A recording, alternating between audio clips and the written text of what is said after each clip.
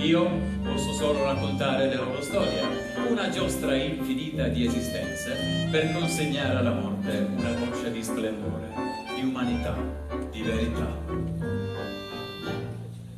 La prima storia che sto per raccontarvi ha come protagonista il valoroso Carlo Martello, che nel 732 d.C. sconfisse i Mori infedeli nella cruenta battaglia di Poitiers. Soddisfatta la sua sete di gloria, il sovrano cominciò a sentire però un desiderio in maniera sempre più pressante di tipo diverso. Gli impegni dei combattimenti non gli avevano dato nemmeno un minuto per fare l'amore. Comunque, finita la battaglia, si mise sulla strada del ritorno. Si fermò nei pressi di una fontana e con orgoglio guardò la sua fiera immagine a cavallo riflessa nelle acque. Ma subito il suo sguardo fu attratto da un'altra immagine riflessa. Era quella di una bellissima fanciulla bionda.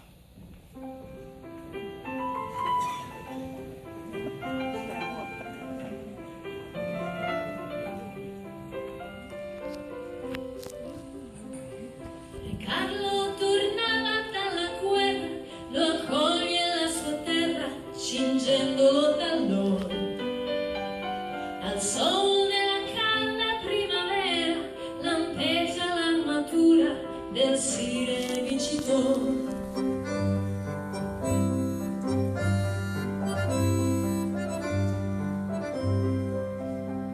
Quando ecco nell'acqua si compone mirabile visione, il simbolo d'amor.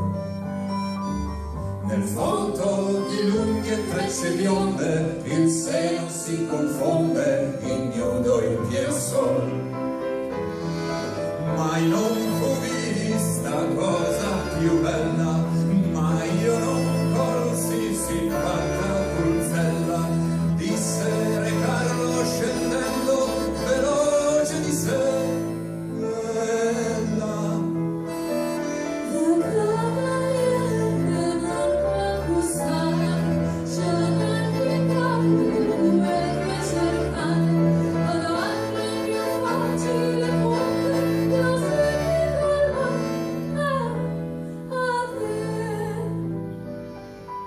Sorpreso da un dire sì deciso, sentendosi deriso, Re Carlo si arrestò.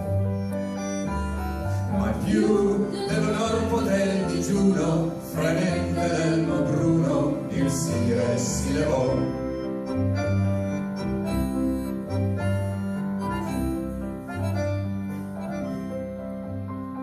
Codesta era l'arma sua segreta, da Carlo spesso usata in gran difficoltà. Alla donna apparve un gran nasone E un colpo da caprone, ma era sua maestà. se non foste mio sovrano, Carlo si sfida il pesante spadone, non c'erei di Ma è possibile a bordo d'un cane, c'è le avventure in codesto reame, e van risolversi tutte con grandi puttane. Anche sul prezzo c'è poi da dire, ben mi ricordo che prima di partire, verran tariffe inferiori alle 3.000 lire. Cinetto agita Gian Cialtrone, con balzo da leone, in sella si lanciò. Frustando il cavallo come un ciuco, tra i grigi e il sambuco, il re si dileguò.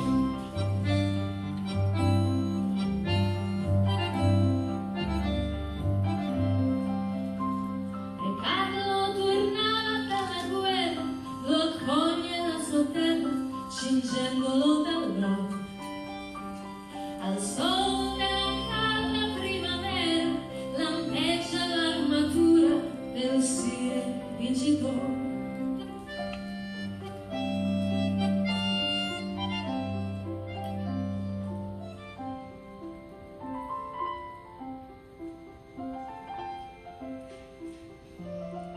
e come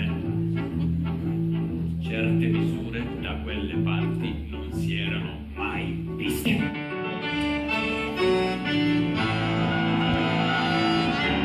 Ora avvenne a causa di una maldestra chiusura della gabbia che me la voglio proprio levare.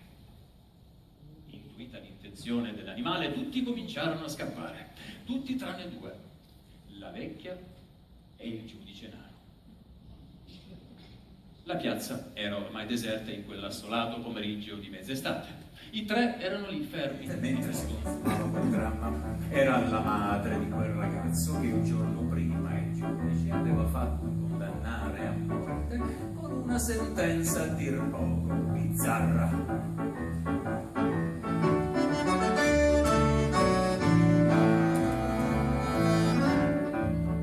Sulla piazza di una città la gente guardava con ammirazione un gorilla portato là dalle zingari di un baraccone, con poco senso del pudore. Le comari di quel rione contemplavano un animale, non dico dove, non dico come, ma del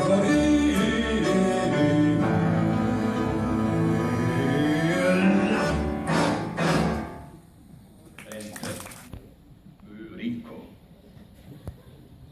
vecchio, ma arzillo. Altro che essere arzillo. Anche un altro di Venezia, ancora più nano. Arzillo, non lo so, carogna sicura. Comunque, fu tutto il rancore maturato in quegli anni che dette al giovane la forza per studiare giorno e notte ed arrivare finalmente a diventare giudice, pronto ad assolvere e a condannare. Fu lui a fare impiccare Giorgi per aver rubato i cervi nel parco reale, e non bastarono le lacrime e le preghiere dell'innamorata per impietosirlo, e tanti altri ne fece impiccare, colpevoli e innocenti. Li abbiamo visti tutti tirare calci al ventro, ingoiare l'ultimo respiro e maledire chi di loro non ebbe pietà.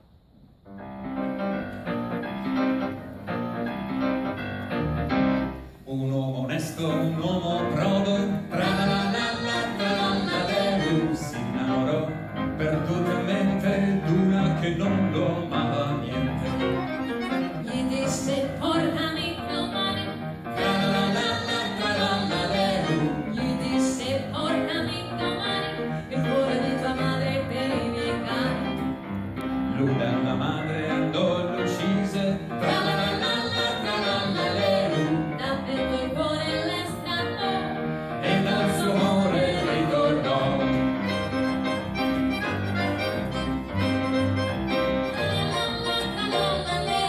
gli disse amor se mi vuoi bene, tra le vite fossi le quattro vene. Le vene ai polsi lui si tagliò, E come il sangue mi lo forte, l'ultima tua prova sarà la morte. E mentre il sangue lento usciva e ormai cambiava il suo colore, la verità fredda gioiva, come se ucciso per il suo amore.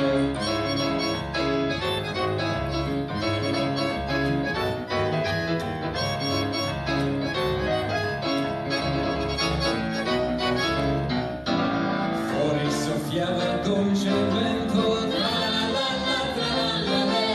non è presa da strumento. quando lo vide morì contento, morì contento, innamorato, quando lei niente era restato, non il suo amore, non il suo bene, ma solo il sangue secco delle sue vene, ma solo il sangue secco delle sue vene, ma solo il sangue secco delle sue vene.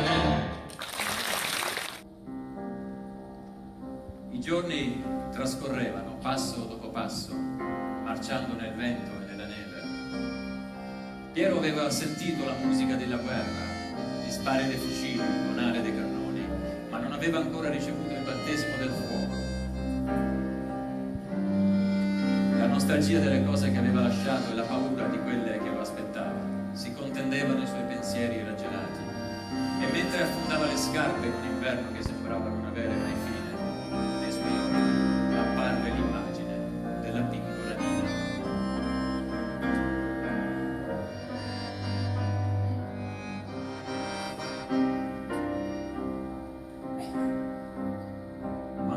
sputa, da una parte il miele, mastica e sputa, dall'altra la cera. Professione, bocca di rosa nell'uno nell'altro, lei lo faceva per passione, ma la passione spesso conduce a soddisfare le proprie voglie, senza indagare se il concupito ha il cuore libero oppure a moglie. E fu così che da un giorno all'altro, bocca di rosa si tirò addosso l'ira funesta delle cagnette a cui aveva sottratto l'osso. Ma le comari d'un paesino non brillano certo in iniziativa, le contromisure fino a quel punto si limitarono all'invettiva.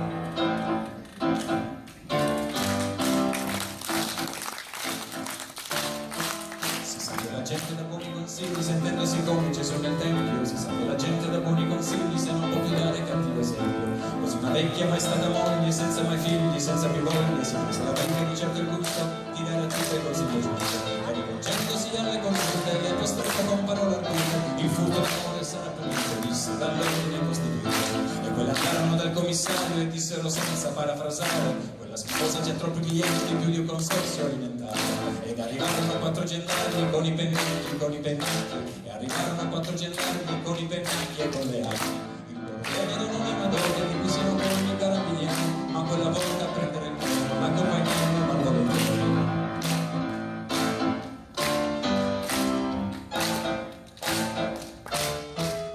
Alla stazione c'erano tutti, dal commissario al sagrestano, alla stazione c'erano tutti con gli occhi rossi e capelli in mano. A salutare chi per un poco, senza pretese, a salutare chi per un poco portò la neve nel paese. C'era un cartello giallo con una scritta nera, diceva addio bocca di rosa, con te se ne parte la primavera. Ma una notizia un po' originale, non ha bisogno di alcun giornale, come una freccia nel largo scoglio, vola di luce di bocca in bocca. E alla stazione successiva, molta più gente di quando partiva, chi manda un bacio, chi getta un fiore, chi si prenota per l'ora. Si parlano che non disprezza fra miseria e estremazione, il bene effimero della bellezza lo vuole accanto in processione. E con la Vergine in prima fila, le bocche di rosa poco lontano, si porta a spasso per il paese l'amore sacro e l'amor profano. Antonio Vigani, bravissimo. Vi ho tolto anche un passaggio, ma lui mi viene sempre dietro. Chiude tutti i miei errori.